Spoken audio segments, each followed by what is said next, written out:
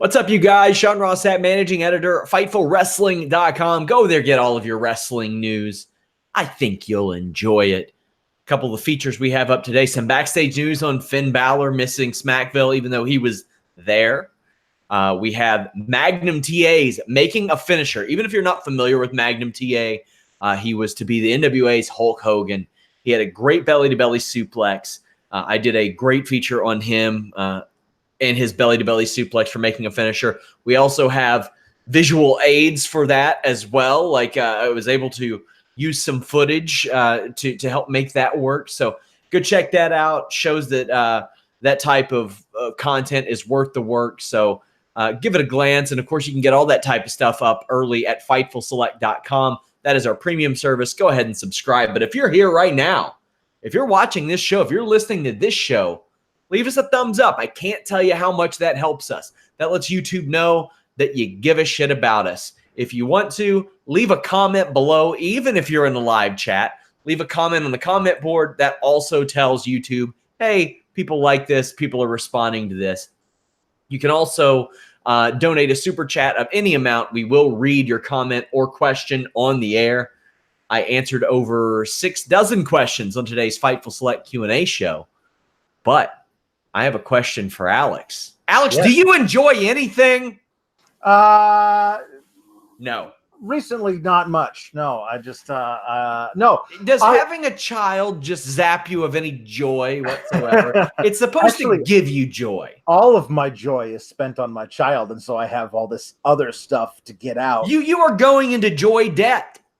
Yeah, it's true. It's weird. No, there's a lot of stuff that I truly enjoy. On this show. On the show, even okay. that I actually really liked. I don't tweet about that stuff because I was about to say I don't mean like it was good. I was gonna say I don't mean like ice cream or like a nice breeze or anything like that. Like this show. Yeah, a nice leisurely evening stroll when the temperature is around 75 degrees. A nice breeze. I like that a lot, but I don't tweet about it. So. Reminder, guys, leave a thumbs up. Donate a super chat, any amount. We will read your comment or question on the air, as long as it is respectful. We started off Monday Night Raw, and I think Dave Meltzer reported before this show that Paul Heyman's fingerprints would be on this show more than any thus far. It definitely felt like that kind of show, Alex. Oh, yeah. No, it definitely felt like a Heyman show. I mean, for better or for worse. Like the guy who says, yes, we're absolutely going to attempt murder on Seth Rollins for 20 minutes is also the same guy who says, you know what would be great? A cuck angle. Let's do the cuck angle. That's the same guy. So you got to figure out like, do you enjoy both? One or the other? Neither. It depends on your particular view of what you're saying. But that guy is absolutely in charge, whoever that guy is, and we know who that is. Justin Lopez, thank you for the super chat. He says, yeah, this was a Heyman-style Raw for sure. For a minute there, I thought Cedric would be the only one left standing. Glad he got his moment with that dive. We will definitely talk about that. Joseph Farley says, if Nikki can call Becky a see her next Tuesday, then I can give money to let Sean say a bad word. That's the only reason Joe Farley donates super chats is so I can curse on the air. So I have a lot of respect for Joseph Farley being able to allow us to do that. The show kicks off. We're going to kind of talk about all this 24/7 stuff at once because that's just the way I like to format my shows. Mm-hmm. Mixed Lumberjack tag match. Let's talk about how talented Drake Maverick is as a performer. To have turned some paper wanted signs that he made up just for fun, and he parlayed that into multiple title runs across all 3 WWE main roster brands. Yep. All 3 of them, Alex. And not only that, integrated his wedding and got his wife, a former wrestler, a match on Raw. Yep. That is unbelievable. No, he's incredibly talented. He's great. Like there's all sorts of stuff that I believe that they like. What he's showing you is not even 50% of his creativity. I believe that. Having watched a lot of the clips that he and EC3 did in TNA, like there's so much even left untapped I'm excited to see where his career goes in WWE, but it's amazing where they're at now. I have a question.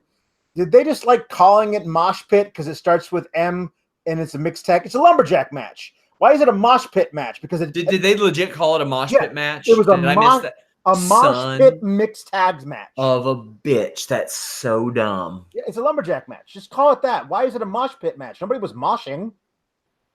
It's a lumberjack match. Okay, so I get it if the rule is that they have to crowd surf the person back in the ring. I guess. I'm okay with that because the Lumberjacks can beat the crap out of people. Right. And all we saw were them mosh. That's true. That's true. Yeah, okay. It ain't easy to make new stipulations these days. No, it's not. No, it's not. Paul Heyman did it. He did it. Hot dog. Under Revolutionary. Oh, Paulie Dangerously, you're still innovating. Tim Traver, thank you for the super chat. He says, Sean, you're not the only person growing your hair out and giving back to those with cancer. I'm doing the same. Not trying to copy. Hey, I hope everybody copies. That's awesome. Thank you. I really appreciate that. This match does not last long. No. Drake Maverick gets knocked outside. He's crowd surfed in. Slammed to the mat. Renee and Carmella have a bit of a cat fight. And Truth rolls up Maverick. Hey, you know what? I'm glad that Renee Michelle got her match on Raw. And maybe she'll get more. And this isn't like some inept worker or something. She was in the Mae Young Classic. Yes. What do you think? I mean, this was a bit of a surprise to me that she got this match, but why not? Right. Why not? I mean, you can easily have her be at least, you know, our Truth has Carmella. At least you could have Drake have Renee Michelle, and that be them be. I mean, not equals because Carmella is, you know, a former champion or whatever, but basically served the same role. I guess certainly in Paul Heyman's mind, there's a lot of comedy to be mined, MINED, in little man who has a hot wife. Who can't satisfy her sexually. Like he loves that, thinks that's hilarious. So he's going to keep doing that for a while. But I feel like if you actually got them on the same page, it'd be kind of interesting to see, like, as the storyline progresses, will Renee Michelle begin to care about the title as much as Drake, if not more so? There's a storyline progression to be made there. Or, you know, you just keep her saying, you know, you can't have sex with me until X or Y or whatever. As for Renee Michelle, I mean, she worked in the Northeast a lot. She worked in Japan a lot. Cool. There's a dog pile. Mike Kanellis wins the 24/7 title. I got to say, this is probably my most excited option because I knew they would do something with this. He runs backstage and hides in an office that just says officials. Yep. I want one that says unofficials. No. But Maria threatens to kick him in the vagina, right in the vagina, if he doesn't open up the door, which does cause him to open up the door. Alex, as they call it on the streets, the good old clam jam is not something you want to endure. No, it's not. I thought it was funny. Like he was like, say something that only my wife would say, so you can prove you're not Carmella. And that's the thing that she says. But it did honestly feel like there were at least 4 or 5 men in their 50s back in some writer's room when they come like, oh, she should say that she's gonna kick him in his vagina, and they're like, she said vagina. Like it really feels like Beavis and Butthead are writing part of this script. Beavis and Butthead was a very successful show. It was. It's an iconic show, yes. Alex. It also aged wonderfully. How many days ago was it Vince who was saying we're a more sophisticated product? So I'm thinking about doing a video on that. I mean, sophisticated. Yeah, depends on your definition. Fightful Select subscribers will see the kind of sit down video that I did, and I'm going to do more of those soon. But yeah. I'm probably going to do one about the sophisticated nature and some of Vince's comments. Mike is so proud of himself and says that Maria can finally respect him. And that makes a lot of sense. Yes. That's what he wants.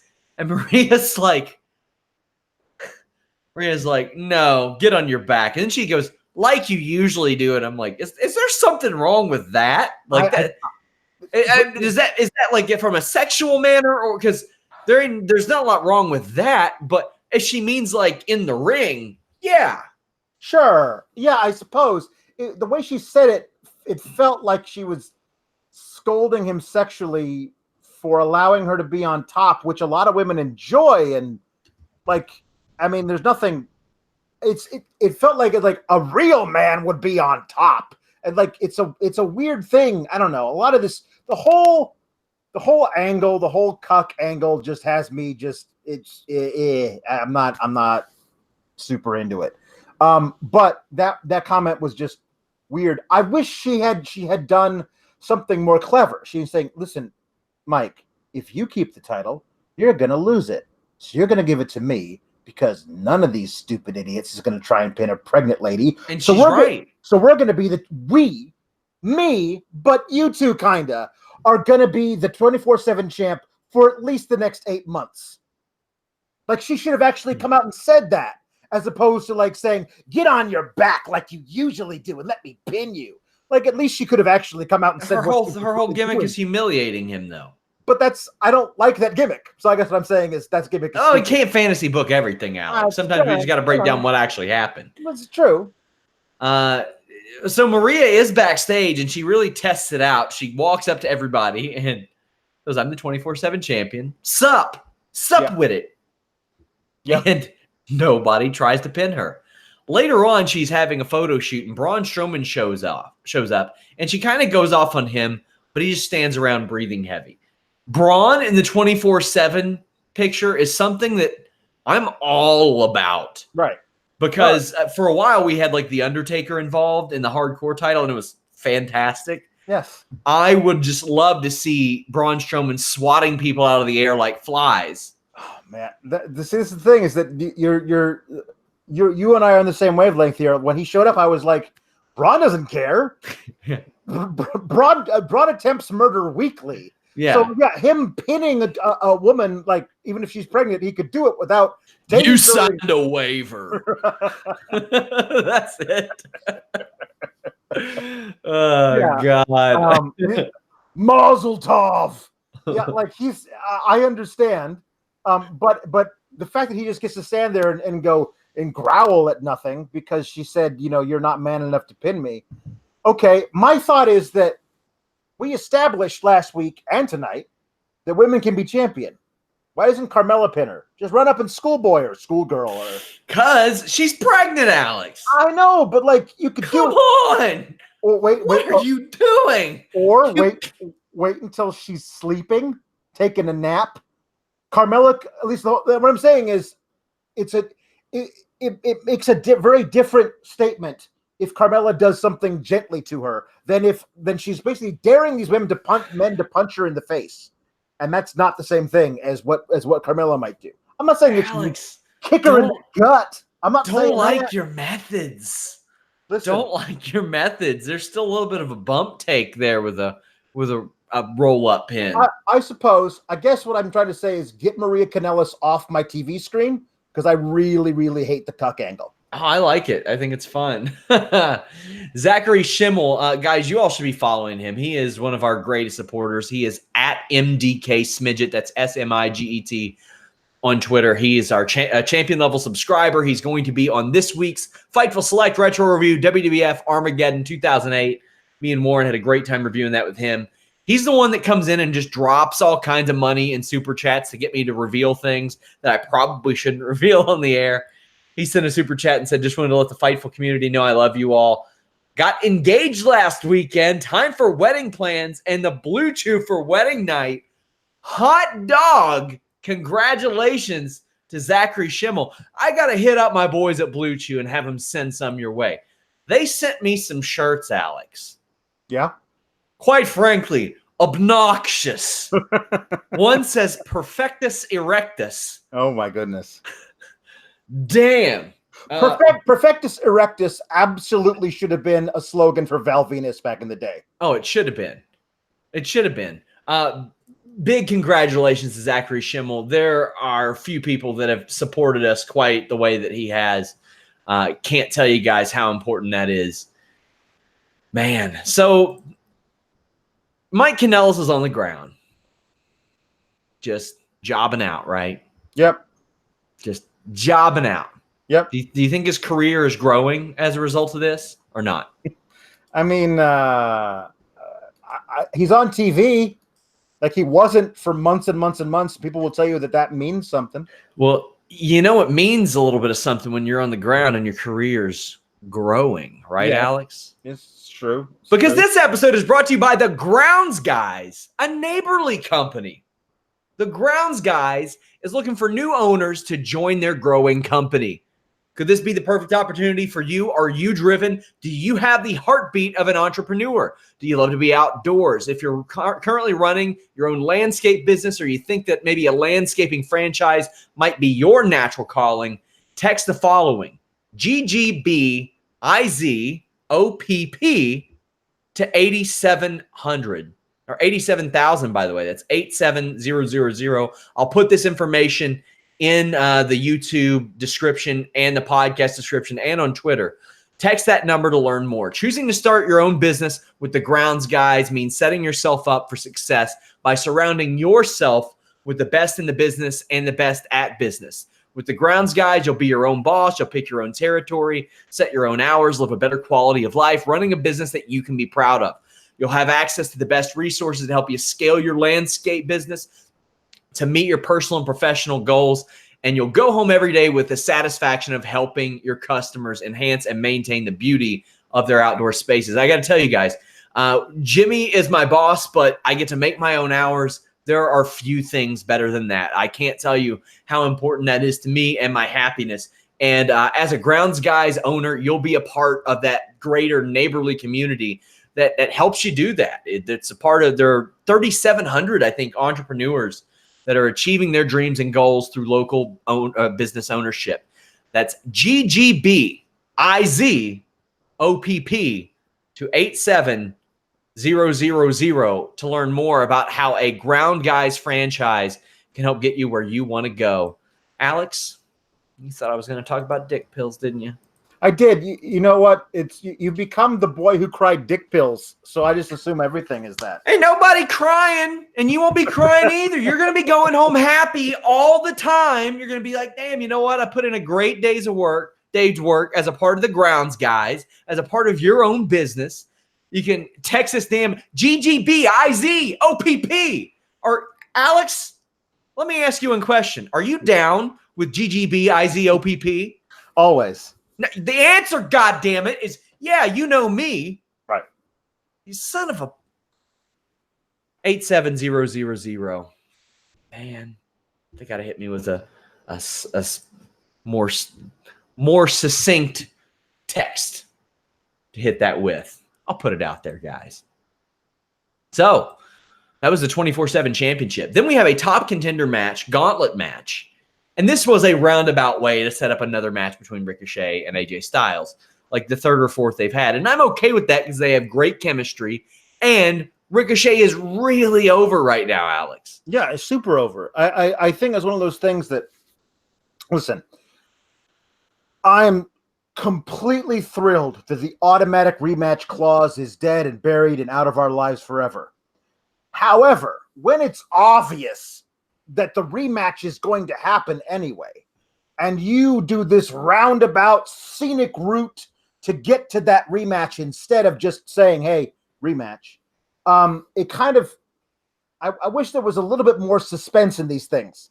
Like when you said, here's these guys are going to be in this gauntlet match to face AJ Styles, and I saw that one of them was Ricochet, I was 99.6% sure Ricochet was winning the match, which is too bad because it would have been great if there was a little bit more, wiggle room on who's Alex, gonna go. you know me, and if there's one thing I love, it's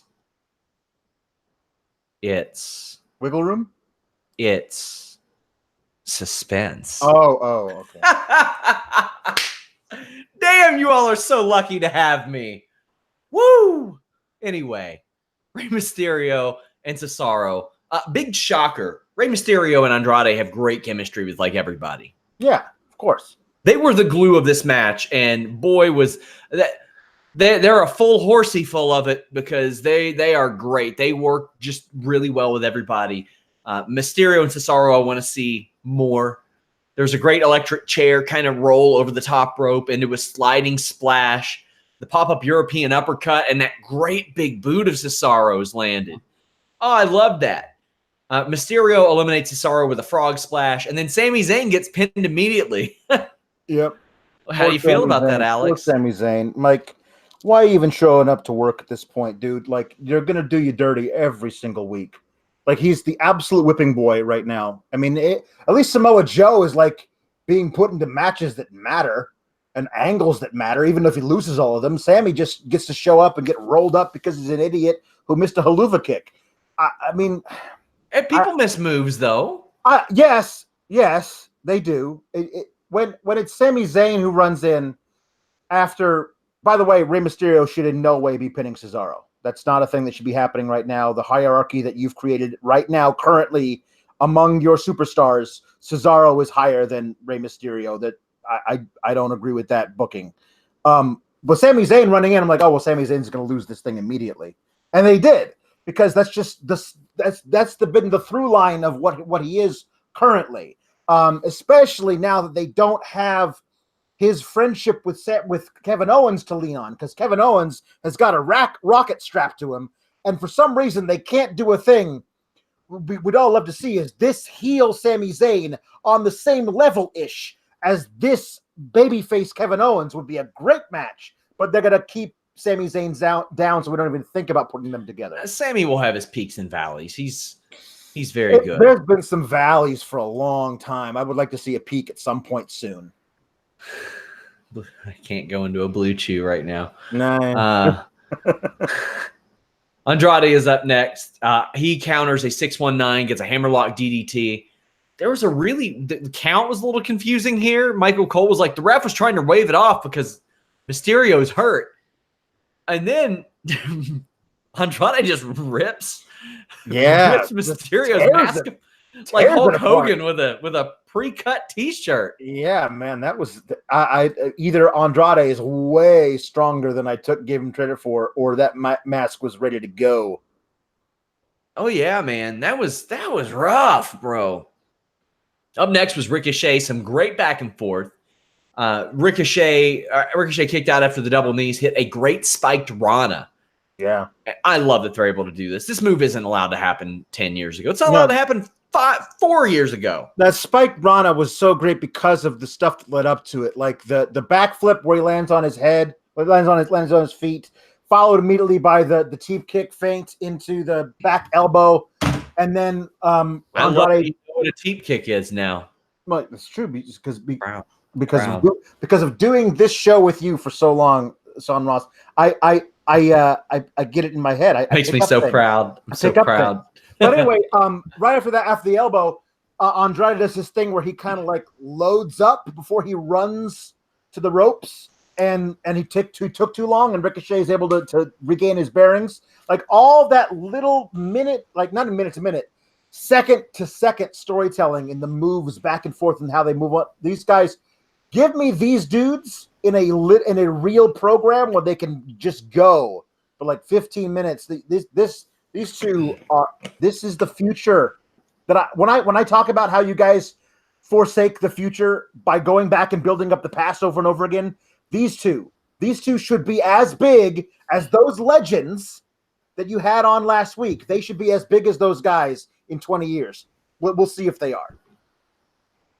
630 wins it for him. He's over so big right now. The crowd loved him. Loved him. I mean, you saw people standing up and like cheering and pumping their fists. And I was like, damn, okay. I mean, not to date our retro reviews that I'm watching, but I had to watch, or I didn't have to, but I did. I love watching for Fightful Select WrestleMania 13, the pilot episode of SmackDown, and then the first episode of SmackDown. And the way that the crowd was interacting and all that stuff. It wasn't quite that, but it was shades of that. And I was like, that's kind of cool. I like that. I mean, so much has changed since then, Alex. Like, there are no signs anymore. Who the hell needs to bring a sign? You can say whatever you want on social media. More people will see it and they'll know who it came from. Signs are irrelevant now. There were flash bulbs back then. That's the thing I miss most. Yeah. Flash bulbs from the crowd. There were just so many different things that happened back then. I am not big on Ricochet being a white meat. Gee golly, gosh darn, I'm so happy to be here. Yeah. He should, I mean, hey, he knows he's goddamn amazing physically. Yes. He knows it. Let him know it. I would also like to see about 15% more arrogance from him. I mean, at least confidence. Like, it feels like, now, gosh, man, even I don't know how I do the kind of things I do. Gosh, yeah. I would love that. A fake, humble. Okay, since I don't go into kayfabe on this show, right. I'm running one of those with Melissa on Listen Your Boy right now, where I tell Melissa, and I'm like, Melissa, I think it's kind of admirable that you want to be completely anonymous and nobody follows you or cares what you have to say. I don't know how to relate to that, Melissa, but I admire the fact that you want to be completely anonymous. I would love to see something like that out of Ricochet. Yeah. It's similar to like what Sammy Guevara has going on AEW. If you remember Pineapple Express, I like to harken back to that. Yeah. The jock that is friends with Amber Heard's character, and he's being nice, but is he really type of thing? I always thought that would have been a great one for Apollo Crews. He's smiling all the time, but he's really a dick. Yeah. But people can kind of get behind that because they know he can back it up. Right. I mean, there are always going to be fine lines in what you choose to root for and not to root for. It's when they decide, hey, we're going to make this guy so wholesome that you can't root against him. Yeah. It's usually when that backfires. I just don't think it's possible to backfire with Ricochet. He's just too impressive in the ring. Hey, Alex, it backfired with a guy named The Rock. It's, well, one of the most over, not one of the most over wrestlers, one of the most over human beings in the history of the world. I will say, I loved The Rock's in-ring work, but like technically it doesn't measure up to the kinds of amazing things that Ricochet can do. He'll get over just by doing crazy stuff that people go, wow, what was that? Was that guy literally a superhero? Like the kids in the crowd will have a very tough time distinguishing between Ricochet and Spider-Man, you know? Alexa Bliss is here to reveal shocking footage from earlier today. Finley's working out with the girls in the ring. And I love this. This is different. I would not be surprised if this was a Heyman idea. Oh, yeah. It's something we don't see. And Finley is showing Natalya escaped from the disarmor. Becky Lynch hits the ring and kicks Fit in the nuts. And then puts Natalya in the disarmor. Now, see, this is something that I would love to see them do. And because it's Heyman in charge now, I would like to see them, and I believe they will follow up on this. Fit Finley's the guy who gave Becky the go-ahead to go in the Royal Rumble, where she then won and got her shot at WrestleMania and became the champ. And later, because he's showing Natalya some escapes from the disarmor, he gets kicked in the nuts for it. I would love for them to have like an almost like surrogate fatherly relationship backstage that gets explored, and how she felt like she was betrayed by him. And he says, what are you talking about? I'm the one who let you in the Royal Rumble. Like, make Fit at least kind of a backstage character with Becky. I think there's a really cool idea there. At least there's something with, why are you kicking me in the nuts? I let you win the Royal Rumble. Personally. The only way I want that is if Fit Finley at some point goes, you're like the son I never had. And then a camera pans over to Hornswoggle, just looking dejected. Neither of which are actually related to him, like his of course not. Right. son in New Japan. I did think that the performance in that ring was kind of cheesy, but it worked. It was different, and I like that. Becky appears on the Tron and says it's her against Alexa tonight, and is disappointed that Nikki came all the way from Scotland to make Alexa's coffee. That was a good line. And Nikki, I just think Nikki is one of the best performers, actresses on this roster right now, because when she takes exception to something and is offended by it, I'm like, she's like one of those, the bowl meme I'm using? That's the meme where I pretend to not be bothered, but I'm really bothered. Yes. That's her. Yeah. She's like, oh, I know I was supposed to be a top 5 draft pick, but gosh, golly, here I am at number 44, and I'm thrilled to be here. That's Nikki Cross. And she's like, oh, okay, well, that's not true, but I'm going to hit you later type of thing. And I like that. They have a match about an hour later. Nikki takes a cheap shot at Becky. Alex, I've been saying it for months. I wanted Becky Lynch to add some more strikes. She did it here. Mm-hmm. She did some stuff in the clinch, some knees, some elbows, some uppercuts, a couple of real nice kicks. I'm happy to see this, Alex. I think that stands out a lot more than the step on the second rope and barely nudge somebody with the flat of your foot. Yeah, no, this is good. Becky continuing to improve in the ring is always good. She's got charisma for days. And I don't see as many problems with her in-ring work as other people do, but there's always room for improvement, and she's showing it. You could easily, but at this point in your career, as huge as she's gotten over the past year, since SummerSlam of last year, there'd be easy just to rest on your laurels and just coast. And she's like, no, I'm gonna get better. I'm gonna always get better and improve, and I really respect that. The match just wasn't quite there for me. There were some things I liked about it, though, but the crowd, you could tell the crowd, they still want to like Becky Lynch. They don't want, they still want, and let's be honest, man, we're going on a full year since she became the hottest thing in wrestling. Yeah, I know. That's a solid run. That's a very solid run, and it's a weird thing that they I think there's still legs to it, but the way that I don't know. They really seem to think that Toronto is going to be all on board for Natalya. I mean, Toronto is as far from Calgary, which is where the Hearts are from, as Chicago is from Las Vegas. Like, that's a ways. Let me tell you, you can't make that drive without a stopping somewhere to get some rest. You got to go through America. Yeah, that's on that drive. Yes, you do. You don't have to, but you should. But yes, you should. It involves, the fastest way involves taking a ferry across Lake Michigan, where you get off in Milwaukee and keep driving through the Dakotas. Toronto isn't just going to blindly cheer a Canadian either. They're going to cheer who they want. Right, but that's the problem. Is it really feels like they're saying in her home country, in her home country. Like, they wouldn't say somebody from Las Vegas is being cheered in her home country if the pay-per-view's in Chicago. They just wouldn't say that. It's weird. Yeah, I agree. Becky does a Bexploder, and Alexa's crying about her ankle in the corner. Nikki wants the trainer to help her out. I mean, you always know it's a work if the camera's on somebody for too long, but Nikki calls out Becky and wants a match right now.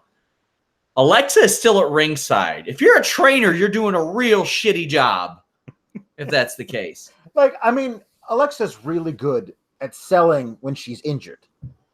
But it's always been, and will, I think, always continue to be, unless something really tragic happens, a giant work and a con job, and she'll immediately bounce back from the non-injury and attack somebody. She's done that, I believe, dozens of times on the main roster, and she did it again tonight. Nobody was fooled by it. Andrew Thompson, one of our writers, feel bad for Bayley. Ember Moon's probably going to be the babyface at SummerSlam. Oh, yeah. Canada hates Bayley for whatever reason. I don't know what she did. I don't know. They hate her. Becky wins with the manhandle slam. And then Alexa and Nikki jump her. Natalya comes out and runs the heels off, then puts Becky in a sharpshooter. My favorite thing about Alexa's coming back and attacking was Corey Graves' immediate, she got better! Which is great, and also, of course, calls to mind the Holy Grail joke. Yeah, I got better. Natalya changed her mind in the middle of a promo. She challenged Becky Lynch to a submission match. It was weird, but it was no. I would like to challenge her to a submission match. My superior sharpshooter against her inferior disarmer, but I won't challenge her to that match. What is that? How does that make any sense at all? I guess we'll see what's up with that. WWE Raw Tag Team Championships. The OC, formerly known as the Good Brothers or Guns and Gallows or the Club or the Bullet Club or whatever goddamn name they're using now, defeated the Usos and Revival to become champions. Now, we have a super chat from Shane Haas who says, any news on the contract status of the Revival? As far as I know, they still haven't re-signed. I don't know if that's it for sure, though. Rob Wilkins says, if 8 months, if Maria doesn't deliver a hand, I'll be disappointed. Congrats, Zach. Something up with Dash and Wilder tonight. His tweet just seemed, or you mean Dawson and, yeah. I don't know. They got a Pro Wrestling Tees store, but we'll see how that goes. So, I like to break down the rules of a match. Yeah. Traditionally, in this, it's a triple threat match where you have to tag in and out. So there's no DQ, which makes you think, well, why wouldn't everybody just run in? Well, I'll tell you why the third team wouldn't. Because then they'll never become the legal men that actually become eligible for the pin. So I can get behind the idea that there's some sort of unspoken agreement between these teams. Hey, I scratch your back, you scratch mine. We'll play by the rules. That way, who can be eligible can be eligible. There's primarily brawling going on. Early on, this felt like a 2009 WWE tag match, and there's nothing wrong with that, but it was a lot of whipping into the buckle and corner strikes and stuff like that. Some clever work, some smooth work. All the teams work together. But Alex, do you know the thing that I am most excited about on tonight's Raw? Tell me. The 2 out of 3 falls era is dead. Yeah. Time of death was 7:21 p.m. Central Time when they just said, no, we're going away. Bye. And I was like, oh, awesome. This is great. No more 2 out of 3 falls. No more stopping and starting. No more. We brought these guys out to ringside just so their buddy can tell them to leave so we can reset. Like, yes. Oh, it's so nice to not have that anymore. I do not miss that at all. Whoo, boy. Now, we got to talk about the Usos being in this match. There was another DUI. Mm-hmm. Do I think that them eating the pin here was the right move? You damn right I do.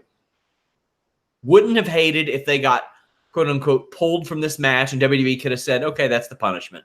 Yeah. At least show some half-ass PR effort instead of telling us that a guy who's had multiple DUIs in several months is responsible for his own actions. Apparently, he's not responsible for jack shit. Yeah. And that's frustrating to me because he is legitimately one of the most talented performers in the world. Yeah. And I can't assume my situation on anybody, but I feel like a man with that much talent and that much ability could at least develop the willpower to put himself in a position where he couldn't possibly kill someone. Yeah, it's really, really disheartening. And there's a really lame and inappropriate Uso penitentiary joke to be made, but I'm not going to make it. Oh, we made him already. I mean, it's just last time. No, it ain't but funny. It wasn't really funny then, but we're dicks. So. No, but yeah, exactly.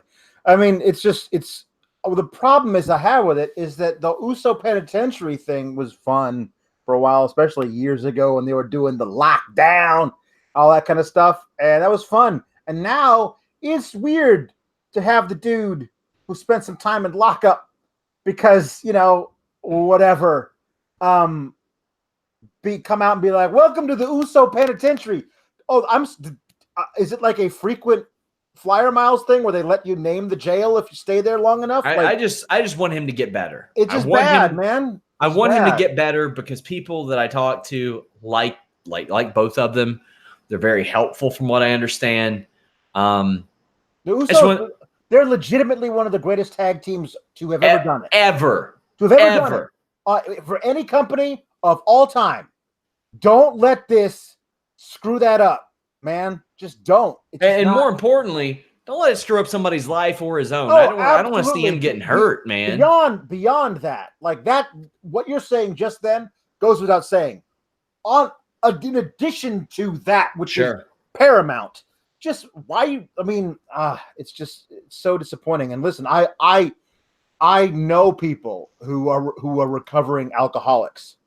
Like, if that's what this is, I've seen it. It sucks. It's really, really, really, really hard. But the first step is getting help. And I don't know if that step has been breached yet. Yeah, can't be driving 145 in general, much less when you're drunk. No. Dawson hits that great elevated bulldog. This one looked good. Looked real good. Yeah. Anderson breaks up the pin. There was a superplex where Dawson got superplexed to the floor onto the pile. Ruled. There was one where like he suplexed Anderson over the ropes and onto the apron, and they kept going through like together. And I honestly felt like Dawson suplexed Anderson, who then landed on his feet, and then Dawson DDT'd him onto the floor. Like, it was crazy looking. I don't know if that was intentional, but it looked brutal. It was intense. This just closed on fire. This showed you what kind of an attraction the tag team division could be. Gallows had a magnificent blind tag. Magic Killer gets hit on Jimmy Uso after the other Uso got Shatter Machine. And the Good Brothers, the OC win. Good. They deserve it. This is awesome. I hope the Revival aren't completely written off and jobbed out for the next several months as WWE. I think that here's the thing. If WWE wants them to stay, I don't think that's the way to do it. No. I think that's kind of what they're waiting on to see. Like, hey. I don't know, man. Like, if they're going to do a Moxley and just stick around until the last day of the contract and then hit the road, like, I guarantee you don't want these guys anchoring a tag division with the Young Bucks as your competition, because these guys are going to bring the heat. Like that's a thing that you don't want any part of. So yeah, maybe utilize them a little bit better. Maybe let them be as great as they can be. And as far as the OC, I thought it was really funny when they actually come out and they say, representing the OC, which I'll never not think of as Orange County. I'll never not think of it as that. So, I mean, at some point you figure out and you move on and you call them something else, maybe. I don't know. But I'm glad to see that, because listen, they felt really, really damaged by that thing they did with DX last week. I'm glad to see that was completely non-canon and we just move on from that, and now they're being built up again. That's good. Up next, the Viking Raiders squash some jobbers. You get their handicap slam and the Viking experience. My only note here was I think that fewer people in WWE should use the Bronco Buster. Hansen does not need that move. No, he can certainly run in and smash some dudes in the corner using a different part of his anatomy than his crotch. Yeah. You know? Yeah. Seth Rollins is backstage with the Street Profits after Montez had implied that Angelo Dawkins knocked up Maria Kanellis. How did the Street Profits are so cool on NXT? Yeah. They're great. Yeah. And they're so goddamn annoying on Raw. Yeah. Well, I mean, that's scripting for you. Yikes. That's really all I have, is that they made them very annoying. Yeah. Not really more we can add to that. Dolph Ziggler comes out to Shawn Michaels' theme, which was a phenomenal touch. Yeah, it's good. It's cute. I loved it. Rollins got a rolling elbow and a sling blade, and it's all him so far. Like, he controlled almost all of this match, it felt like, Alex. Yeah. Maybe there was some during the commercial break that we didn't see, but Rollins really kicked Ziggler's ass, it felt like. Well, I mean, a lot of it, I think, was they wanted to show Rollins being, wow, this guy really looks like he might be able to give Brock Lesnar a run for his money. Yeah. You know, and then they could do the thing after, you know, to counteract that. But I think that was the point. If they had shown him basically in like 55-45 in control of the match versus Dolph Ziggler, that's not a great way of selling your big time Universal Championship match at SummerSlam in 2 weeks. Yeah, I loved when Ziggler went for that DDT and it got turned into the Falcon Arrow. Yep. You know, I love me a good Falcon Arrow. It's one of my favorite moves of all time. And damn, man, that was just awesome. That ruled, man. Yeah, it was very good. Big on that one. Eventually, Ziggler sets up for the super kick, but he gets super kicked multiple times, which is poetic justice. Love that. But then Brock came out, and we got one hell of an ass-whipping segment. Dare I say, one of the most one-sided ass-whipping segments in the history of Raw. This was brutal, Alex. Oh, it was incredibly brutal. Yeah, no, it was one of the most brutal, real-looking beatdowns, destructions of one man by another that I can remember in WWE. Like it didn't feel like, these guys are staging, and I'm not talking like chair shots to the head, which is different. Like this just felt like what they used the chair for felt so specific and reckless and dangerous that I honestly felt like Seth Rollins might have real problems like later in his life because of this specific beatdown. Reminder, guys, leave a thumbs up on this video. Make sure you guys subscribe. All that really helps us. We have a comment section below. Even if you're on the live chat, scroll on down there, leave a nice comment. Tell me your favorite segment on tonight's Raw. Brock attacked Rollins, a ton of German suplexes in the ring, on the floor, an F5 to the post. Lesnar attacks with a chair. I don't know if it's a great sign when people are chanting at your top heel one more time to your top baby face, Alex. Yeah. That is not good. But did they get I want to know, in your opinion, at the end of this, did they get sympathy for Rollins, or did they just make him look weak? I think it all depends on what segment of the electorate that you're going toward. Good point. Because there are a lot of people who've been like, man, Brock, I used to love Brock when he would just come in and just wreck shit, and now it's just like German F5 and he's done. It feels like he's just feels like he's going through the motions. I really miss when Brock would remember that time when Brock just demolished John Cena for 16 minutes? Man, I want that Brock back. And that Brock showed up tonight on Raw. Like, that guy is the one people have been clamoring for, wanting to see that Brock for a while.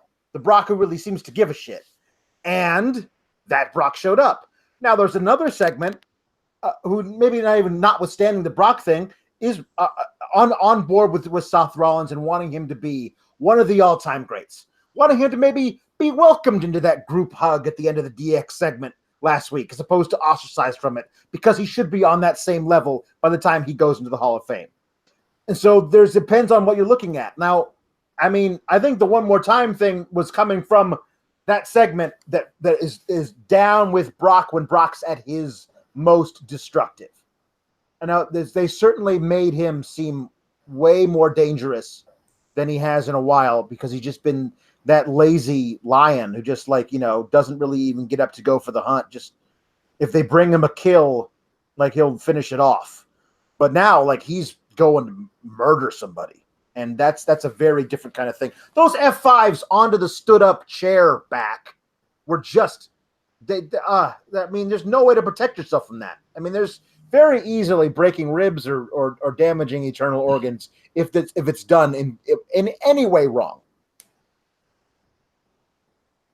I really like this beatdown. F5 on the chair 3 times. Heyman had to pull Lesnar off. And yeah, I like that. Paul Heyman finds ways to do things a little bit differently than he has before. I love the moments where Paul Heyman is frightened by his client.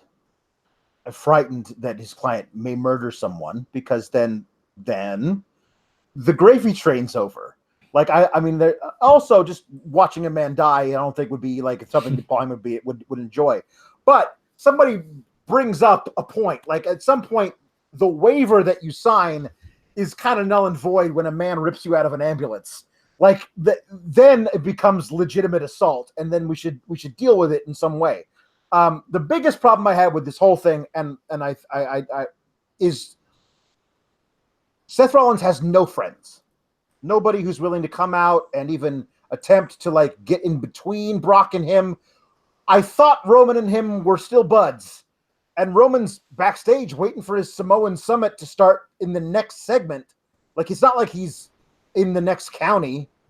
Like they run a segment later where he gets ambushed by Samoa Joe, and the Usos stick up for him for the Good Brothers have ambushed the Usos.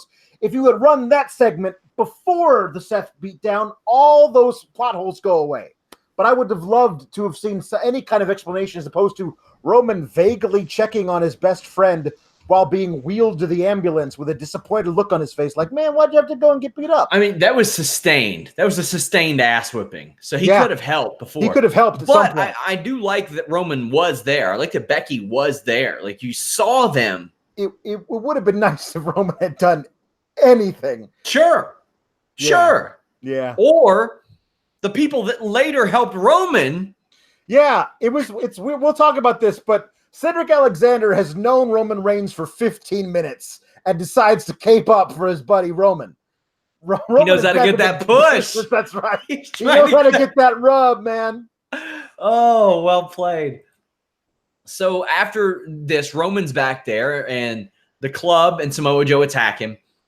Lesnar attacks Rollins in the ambulance. F5s him on the side of the stretcher. Yeah. Naughty. Yeah, no, that was weird because it wasn't even his ribs. That was his hip into a metal housing. Like that, you can't fake that, man. That's seriously, there's some bone bruising that happened just then. I said that on Seth Rollins pelvis. Yeah, I said that Seth Rollins was doing some Booker T supermarket level selling there, and I don't know how much selling it was. There's no selling. That was real. And guy was just hurt. And there are fewer people that are as good as Seth Rollins at going, God.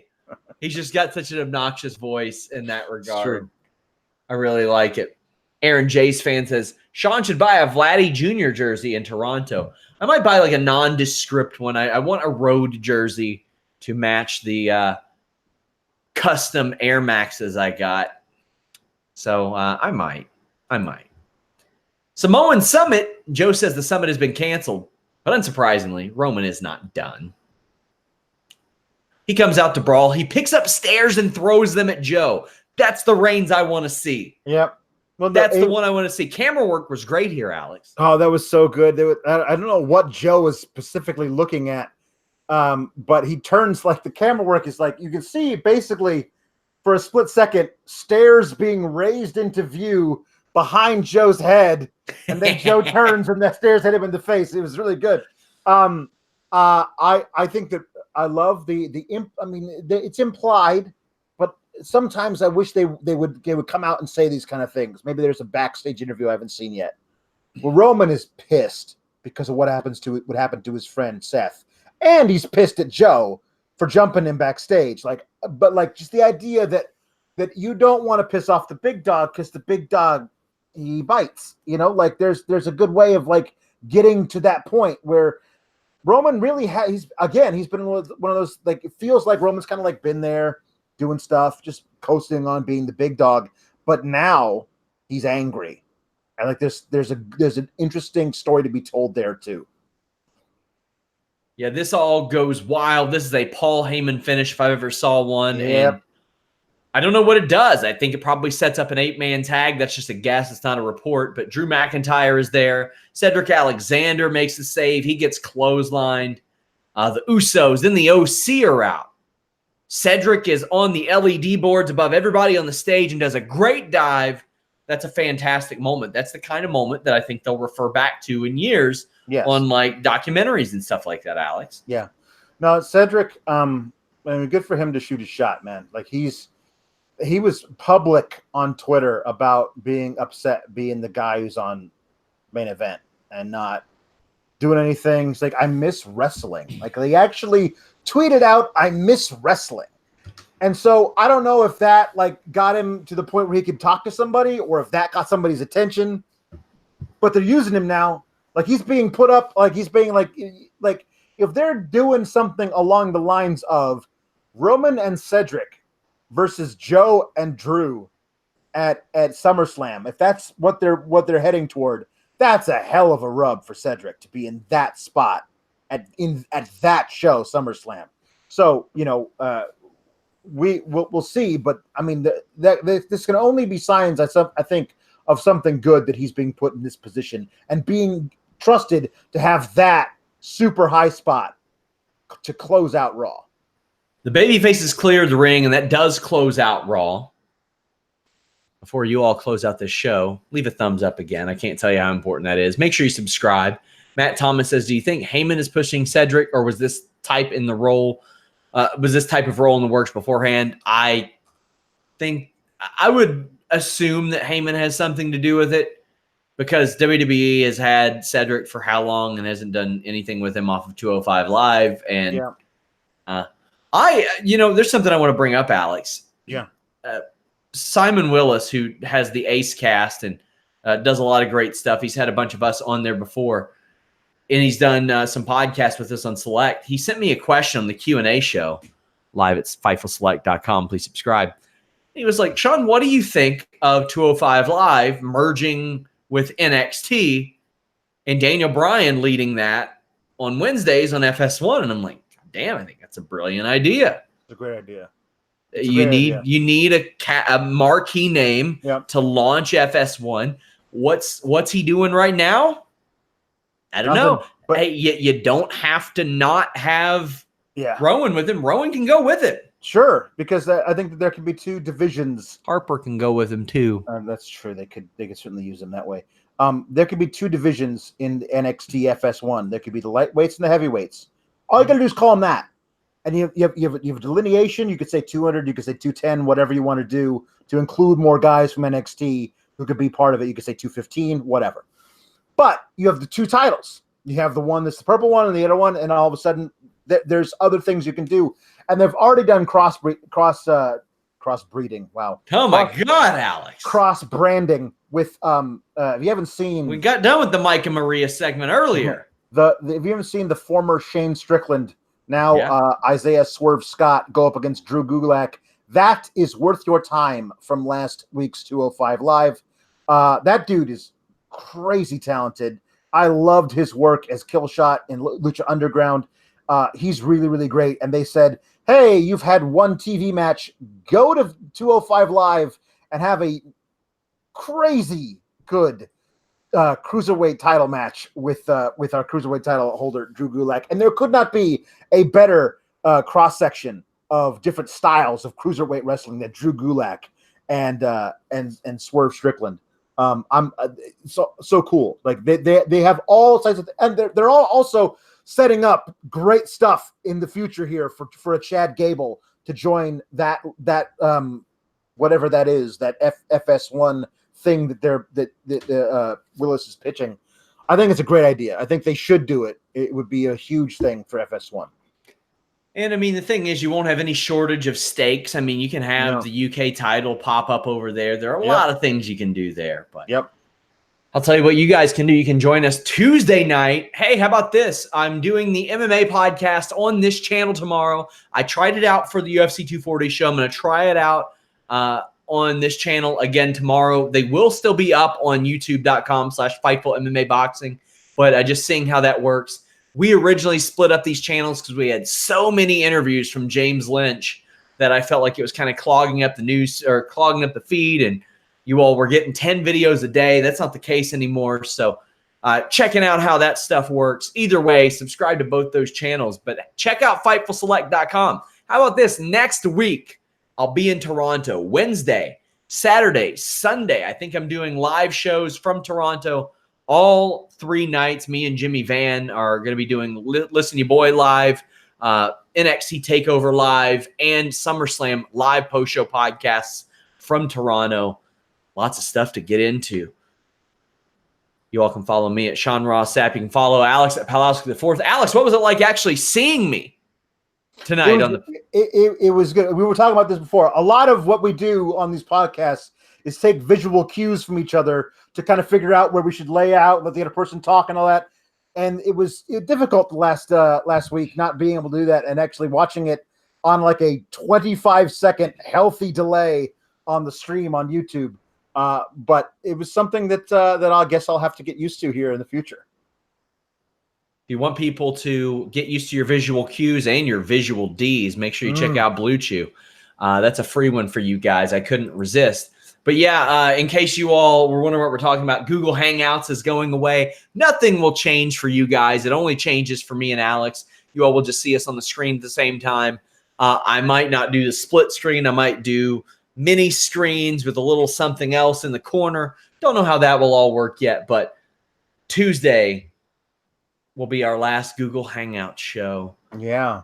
Tears will flow. I've used this method for 4 years at this point. Pour one out. Leave us a thumbs up. We're out.